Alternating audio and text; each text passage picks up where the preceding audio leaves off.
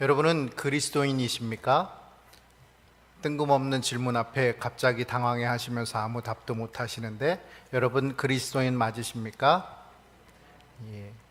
여기는 예배를 드리는 자리니까 이 자리에 그리스도인이 아닌 사람은 아무도 없으리라고 생각하면서도, 여러분이 그리스도인입니까? 라고 묻는 질문은 바로 우리가 그리스도인이 무엇인가, 그리스도인 누구인가 하는 이 질문 앞에 바르게 답하고 있는가 하는 것을 생각해 보기 위함입니다.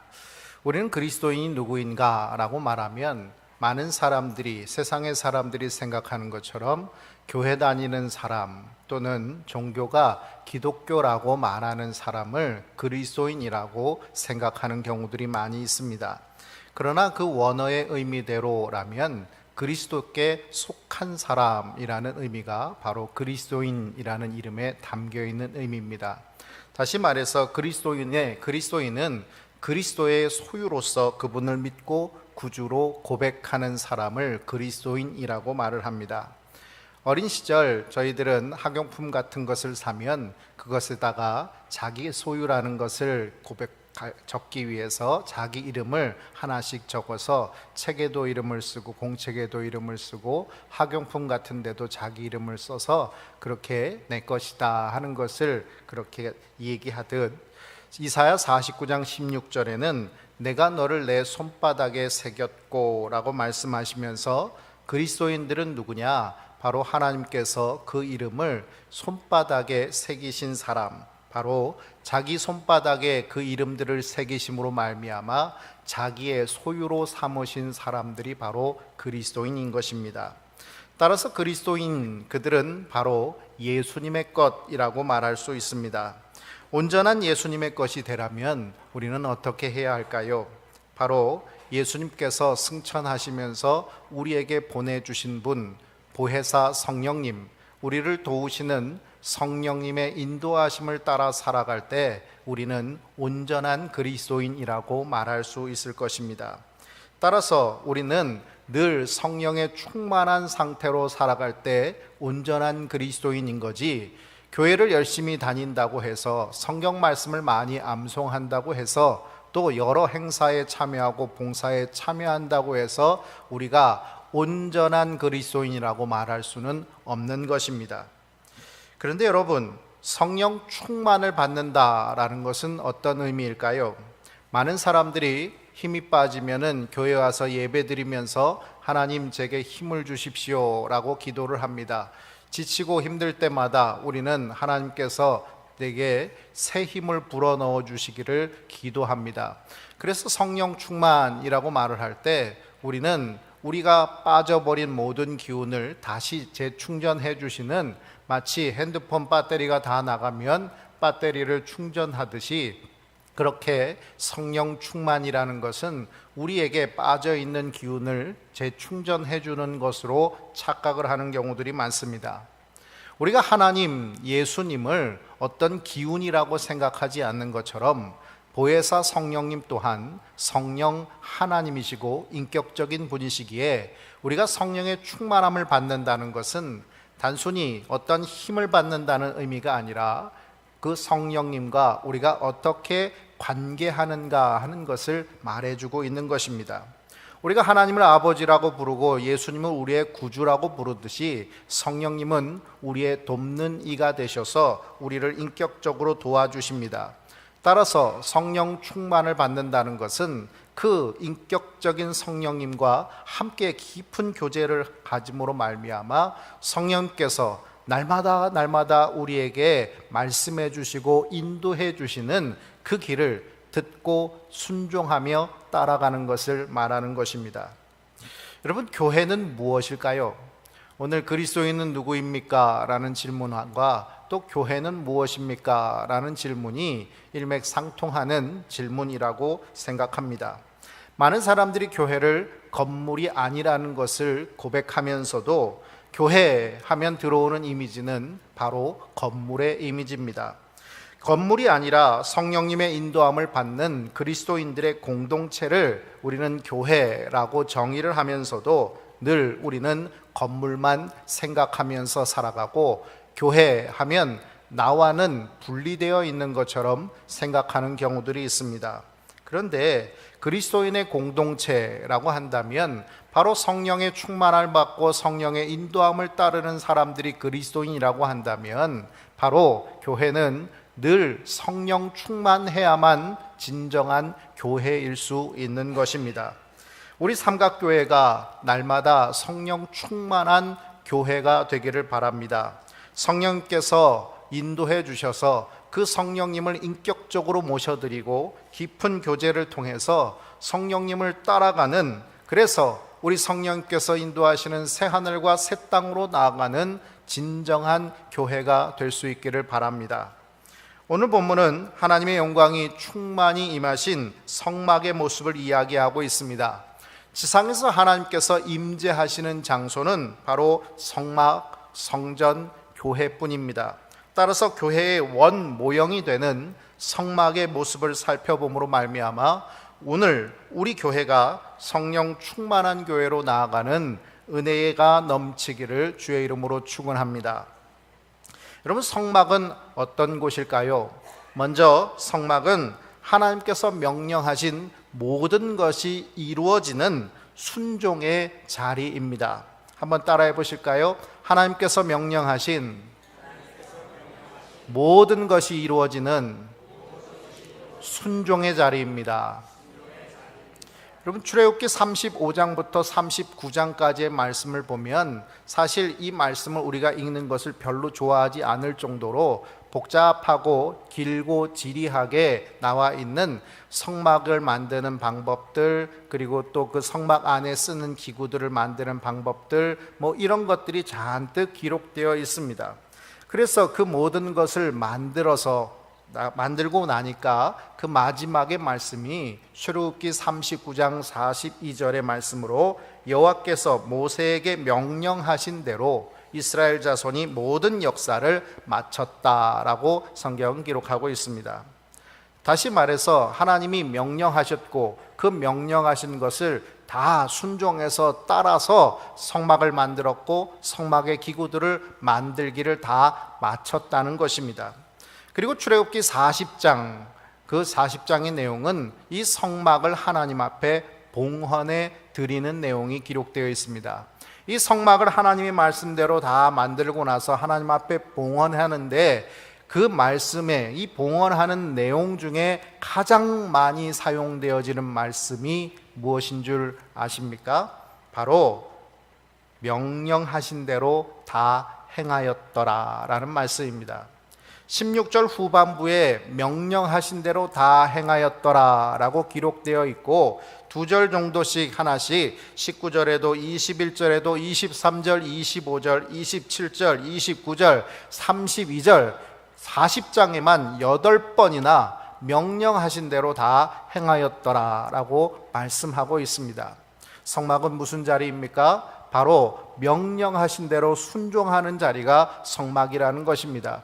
그저 텐트 하나 쳐놓고 이게 성막이다 라고 말하고 있고 여러 기구들 그 안에 넣어놓고 이게 성막이다 말하고 있는 것이 아니라 바로 그 모든 것을 만듦에 있어서 하나님이 명령하신 대로 순종했고 그 명령하신 대로 한치의 오차도 없이 만들었고 그래서 그 명령하신 대로 만든 모든 것을 하나님 앞에 봉헌해 드리는 것, 이것이 바로 성막의 역사인 것입니다.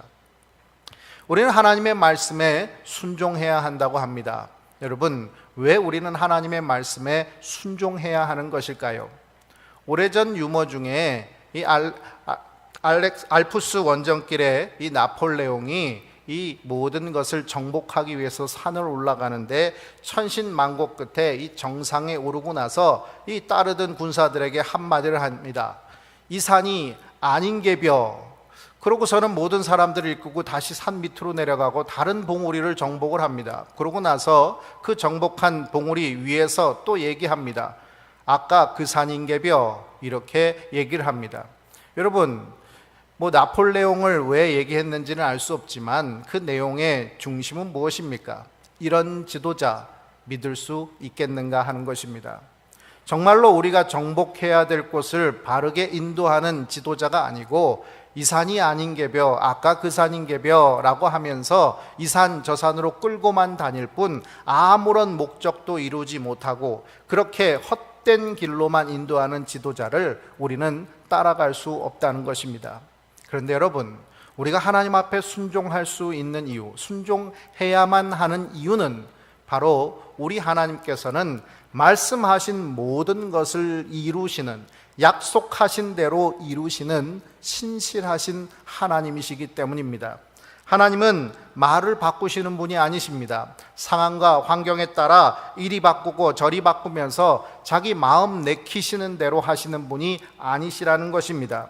하나님은 그 하나님의 말씀이 선포되는 그 순간부터 그 말씀을 이루시기 위해서 일하시고, 우리는 거절하고 도망치고 배신하고 그렇게 하나님을 원망할 때가 많지만, 그러나 하나님은 우리의 모습을 보시는 것이 아니라 자신이 하신 그 약속을 이루시기 위해서 오늘도 일하시는 분이시기에 우리는 그 말씀에 순종해야만 하는 것입니다.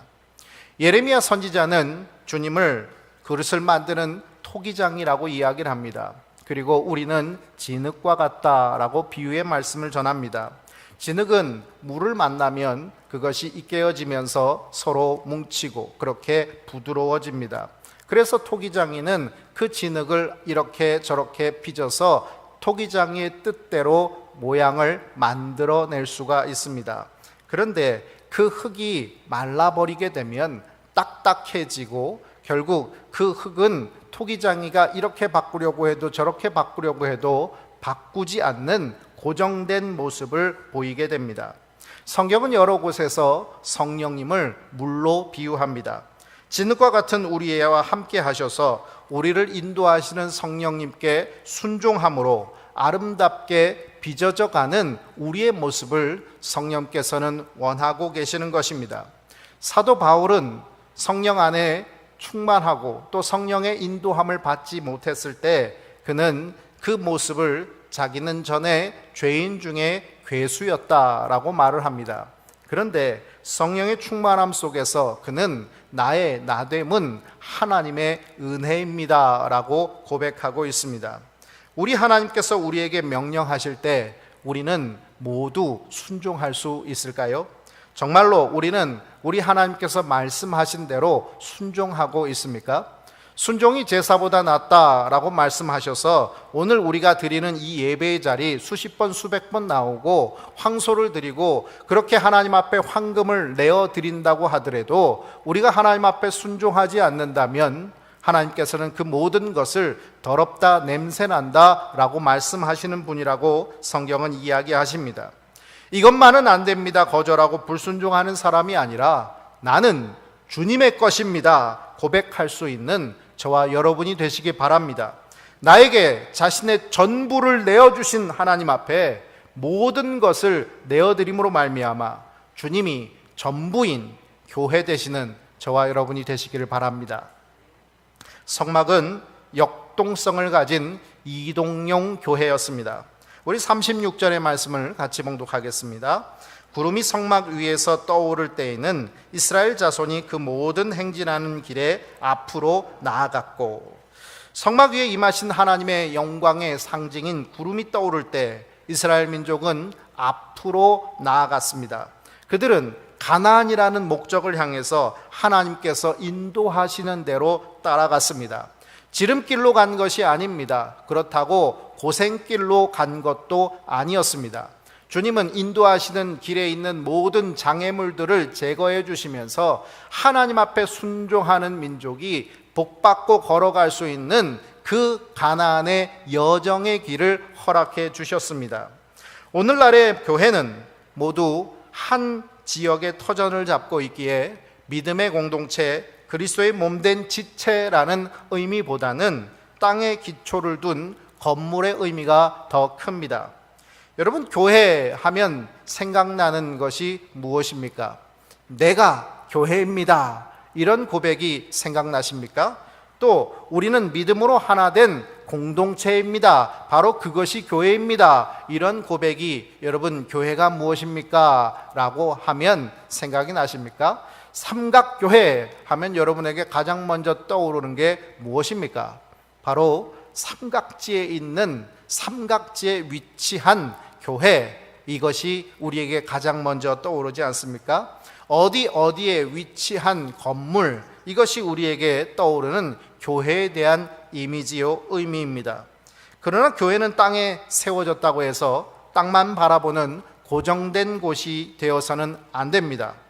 땅에 세워졌지만 하나님께서는 이 땅에 교회를 세우심으로 말미암아 이 교회가 땅을 정복하고 이 땅에 있는 모든 사람들을 하나님께로 인도하는 교회가 되기를 원하시고 계십니다.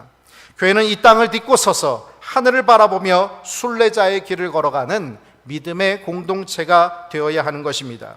그런 의미에서 교회는 늘 힘차고 활발하게 움직이는 역동성을 가져야 하는 것입니다. 교회에서 역동성이 사라질 때 교회는 자라지 못합니다.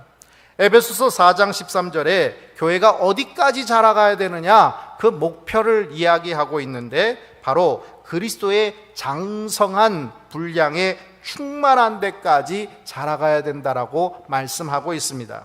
우리가 어느 정도까지 자라가야 되느냐? 바로 그리스도의 장성한 분량이 충만한 데까지 자라가야 된다. 다시 말해 예수 그리스도께서 충만하신 자리, 그 자리는 우리가 10cm 크면 되는 게 아니라 1m 자라면 되는 게 아니라 30m, 100m 자라도 따라갈 수 없는 그 높이이기에 우리는 항상 자라야 되고 쉼없이 끝없이 자라가야만 하는 존재라는 것입니다. 자라지 못하면 성숙되지 못합니다. 자라지 못하기 때문에 성숙하지 못해서 일어나는 교회의 수많은 상처와 문제들이 얼마나 많이 있습니까? 성숙하면 용서할 수 있고, 성숙하면 배려할 수 있고, 성숙하면 소통할 수 있는데 성숙하지 못하다 보니까 자기 소리만 내고 찌그락빠그락 하면서 부딪히고 서로 상처 주고 그렇게 자기 욕심만 부리다가 분리되는 교회가 얼마나 많이 있습니까? 성숙하지 못하면 늘 젖을 먹는 신앙으로 밖에 존재할 수 없습니다. 젖을 먹는 아기는 언제나 자기 위주로 생각하지, 엄마가 자기 때문에 잠을 못 자는지, 밥을 못 먹는지, 아픈지, 뭐한지 생각하지 않습니다. 마치 젖을 먹는 신앙인들이 가득한 교회가 자기 자신만을 생각함으로 말미암아 분리되고 찢어지고 문제가 일어나는 것처럼 젖을 먹는 신앙의 사람들이 가득한 교회는 늘 현세적이고 기복적인 자기 중심적인 신앙에서 벗어날 수 없습니다. 미국의 심리학자인 스펜서 존스는 누가 내 치즈를 옮겼을까라는 책을 썼습니다. 오래전 나온 이 책의 내용을 잠시 살펴보면 먼 옛날 두 마리 생쥐 스니프와 스커리, 그리고 두 꼬마 인간 햄과 허가 미로 속에서 맛있는 치즈를 발견하게 됩니다. 어느 치즈 창고에서 치즈를 발견하고 이들은 매일같이 맛있는 치즈를 먹으면서 즐거워합니다. 그런데 어느 날 그렇게 맛있게 먹고 행복을 주었던 치즈가 순식간에 사라져버린 것입니다. 그런데 늘 매일 아침 일찍 도착해서 그 치즈의 상태를 살피고 어제와 오늘이 변화가 있는가 없는가를 살펴봤던 두 생쥐는 그 치즈가 사라졌을 때 당황하지 않고 자신들이 그 치즈를 잃어버렸지만 또 다른 치즈를 향해서 그들은 다시 길을 떠나고 그 변화된 상황 속에 다시 새로운 길을 개척해 나갑니다. 그런데 삶에 아무런 변화가 일어나지 않으리라고 자신했던 꼬마 인간은 이 치즈가 어디로 사라졌을까, 왜 사라졌을까를 분석하느라고 그들은 다른 것을 하지 못합니다. 실패를 두려워해서 우왕좌왕합니다. 허는 그런 과정 속에서 왜 내가 좀 더 일찍 자리를 박차고 나서지 못했을까 하는 후회 속에서 새로운 치즈를 향해 찾아 나서지만 햄은 여전히 누가 내 치즈를 옮겼을까, 그렇게 어리석은 질문에 빠져 그냥 그 자리에 그대로 있다는 얘기입니다. 여러분, 자라지 못하는 교회, 자기 중심적인 교회는 결국 변화하지 못합니다. 세상에서 가장 변화되지 않는 곳, 그것은 바로 학교라고 말을 합니다. 그리고 군대라고 말을 합니다. 그런데 그 중에 가장 변화되지 않는 곳이 있다면 바로 그것이 교회라고 얘기합니다. 여러분이 어렸을 때 그리고 지금 교회가 바뀌었을까요? 변화되었을까요? 여러분, 정말 나는 신앙의 성숙한 시간으로 지금까지 믿음 생활을 해왔을까요?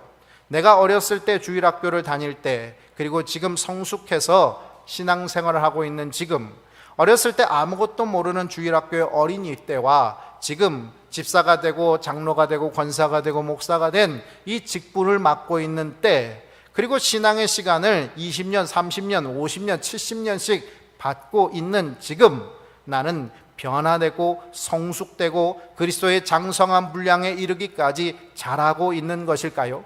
나는 정말 이 세상을 바라보지 않고 하나님의 나라를 바라보는 신앙을 갖고 있고, 나는 기복적인 신앙이 아니라 하나님의 임재를 바라는 순종하며 헌신하는 삶을 살고 있고, 나는 내 중심적인 신앙이 아니라 하나님 중심적인 신앙생활을 하고 있는 교회인가 하는 것입니다. 내가 존재함으로 인하여서 하나님의 복음이 이 땅 가운데 임하고, 내가 있음으로 말미암아 이 교회로 찾는 사람들이 내 모습을 바라보며 헌신의 모형을 보고 섬김의 모습을 볼 수 있는 그런 성숙한 교회인가 하는 것입니다.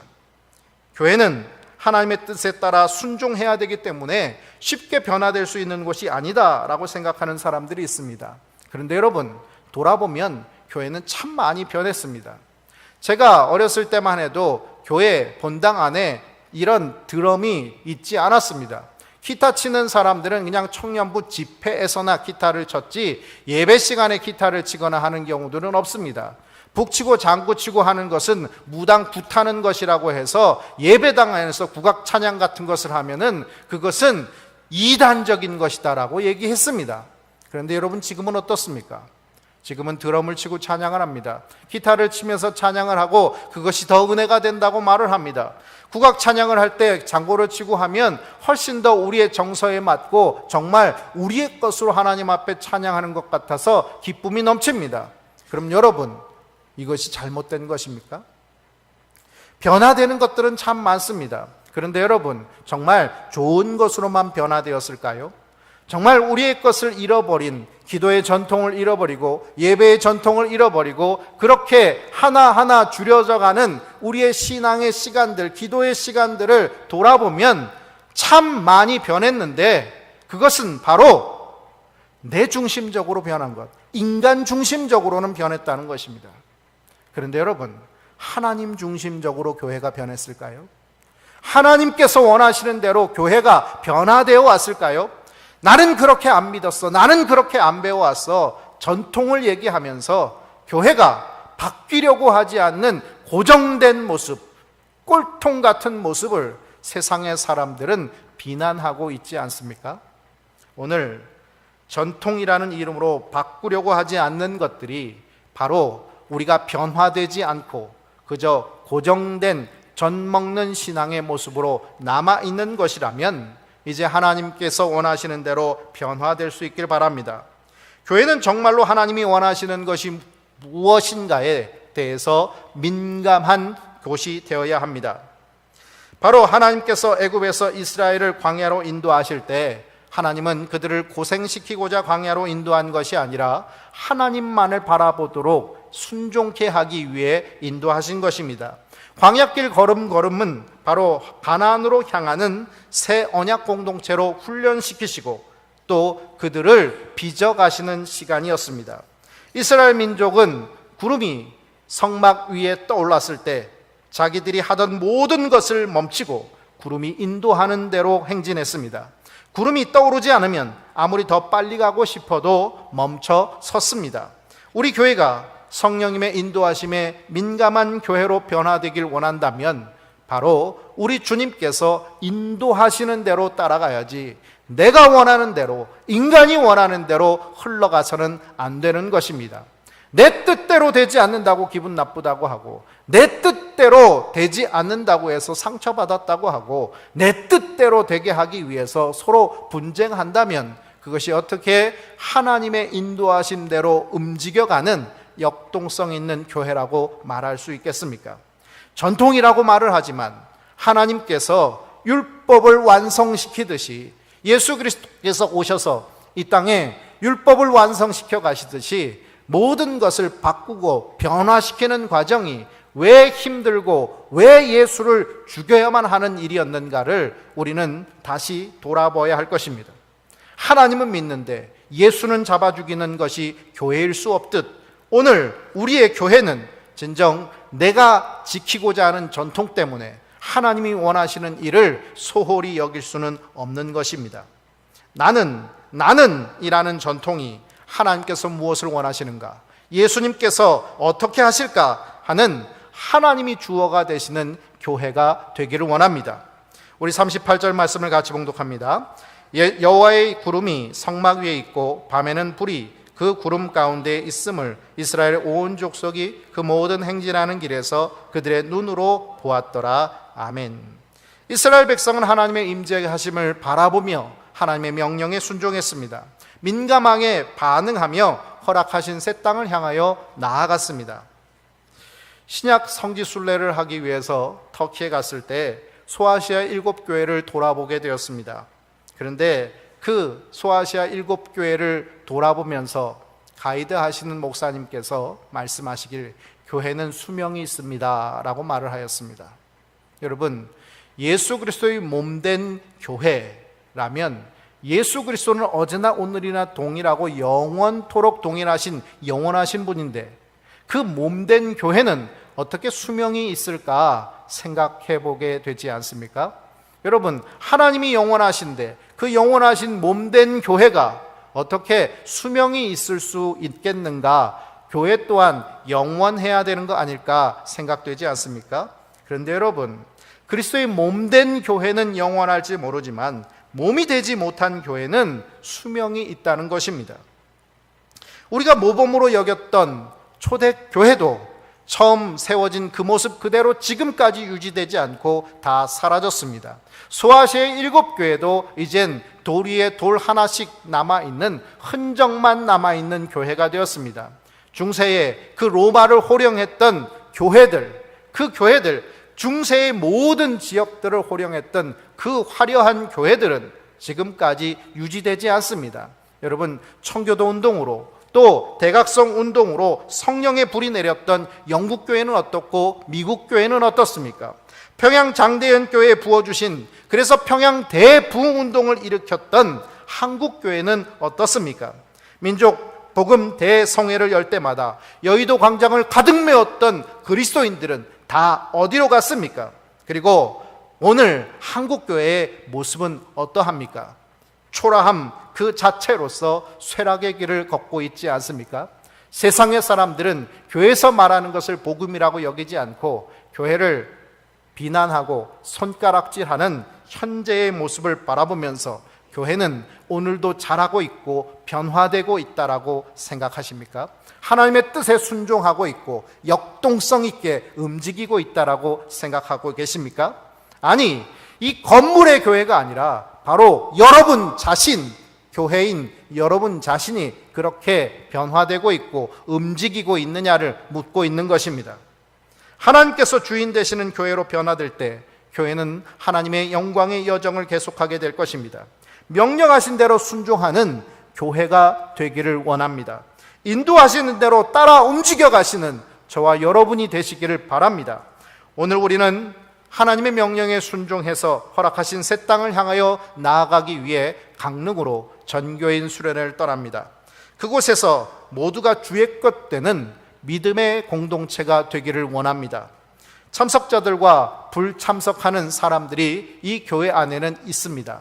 그런데 여러분, 이스라엘 민족이 이 출애굽 1세대들은 광야에서 다 죽었고, 그리고 출애굽 2세대만이 가나안 땅으로 들어가게 된 이유가 무엇입니까? 출애굽 1세대들은 가나안으로 출발은 했지만, 그러나 가나안을 목적으로 하지 않고 다시 뒤돌아보면서 애굽을 바라봤고 애굽을 사모했고 날마다 마음속에 힘들고 어려울 때마다 애굽에서의 행복했던 시간을 고려하고 있습니다. 그런데 여러분, 애굽에서의 시간은 신기루 같은 시간이었습니다. 자식이 죽어나가고 자기가 노예로 살아가고 자신의 모든 것을 빼앗기면서 종된 노예의 삶을 살고 있었는데 그 모든 현실은 뒤로 하고 그저 애굽의 고깃가마가 생각나고 마늘이 생각나고 부추가 생각나고 참외가 생각나는 그 먹고자 하는 욕심, 갖고자 하는 욕심만 가진 사람들, 그 사람들은 출애굽 1세대로 광야에서 몰살당했습니다. 그러나 가나안 땅을 바라보고 나아가는 사람, 그 광야길이 힘들지만 하나님께서 주시는 만나와 메추라기를 먹고 또 구름기둥, 불기둥을 따라 움직였던 사람들은 저 가나안의 하나님의 축복을 받게 된 것입니다. 오늘 우리 참석하는 사람, 불참석하는 사람이 출애굽 1세대, 2세대로 나눠진다는 얘기가 아닙니다. 그런데 여러분, 하나님의 교회가 움직이고 변화되고 하나님의 명령에 순종하며 나아갈 때 그것은 나와 무관한 것이라고 여긴다면, 피리를 불고 춤을 춰도 함께 할 줄 아는 생각이 전혀 없다면 어떻게 그 사람이 함께하는 교회라고 말할 수 있겠습니까?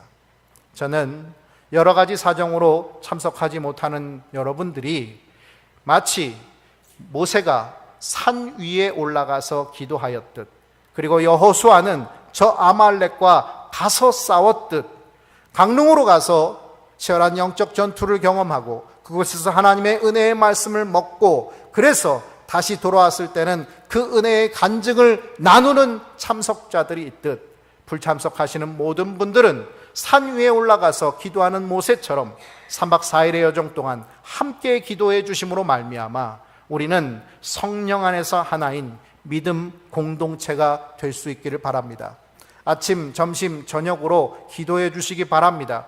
3박 4일의 여정은 결코 쉬운 여정이 아닐 것입니다. 날씨도 그렇고 잠자리도 그렇고 먹는 것도 다 바뀌게 되는 그 여정은 힘들고 어려운 여정이 될 것입니다. 결코 즐기라고 쉬라고 그렇게 만만하게 가는 곳은 아닙니다. 그러기에 여러분의 기도가 필요하고 또 참석하는 여러분 모두의 결단이 필요합니다. 이제 성령께서 우리를 부르시고 이 교회 위에 하나님의 영광의 구름이 떠올랐습니다. 그 구름이 움직일 때 이제 우리 또한 함께 행진하며 나아가는 하나님의 교회가 되시기를 주님의 이름으로 축원합니다. 기도하겠습니다. 아버지 하나님, 감사합니다. 우리 주님께서 오늘 우리의 삶을 인도해 주시기에 우리는 오늘도 그 인도하심 따라 순종하며 성령께서 조명해 주시는 하나님의 말씀 따라 하나님께서 우리의 주인 되시고 또 우리는 주님의 것 된다는 고백 속에 하나님을 따라 나서게 됩니다. 주님, 우리의 삶 속에 역사하여 주셔서 우리가 수련회에 참석하는 자, 불참하는 자로 분리되는 교회가 아니라 함께 하는 믿음 공동체로서 참석하는 자들은 참석하는 그 자리에서 은혜를 받고 또 불참하게 되는 모든 분들은 또 기도함으로 동역할 수 있는 믿음의 하나된 성령 공동체가 되게 하여 주시옵소서. 그래서 주님, 이 3박 4일의 여정 동안 주께서 은혜 부어주시는 놀라운 역사의 시간이 우리 모두에게 이루어지는 아름다운 교회, 역동하는 교회, 순종하는 교회 되게 하여 주시옵소서. 예수님의 이름으로 기도합니다. 아멘.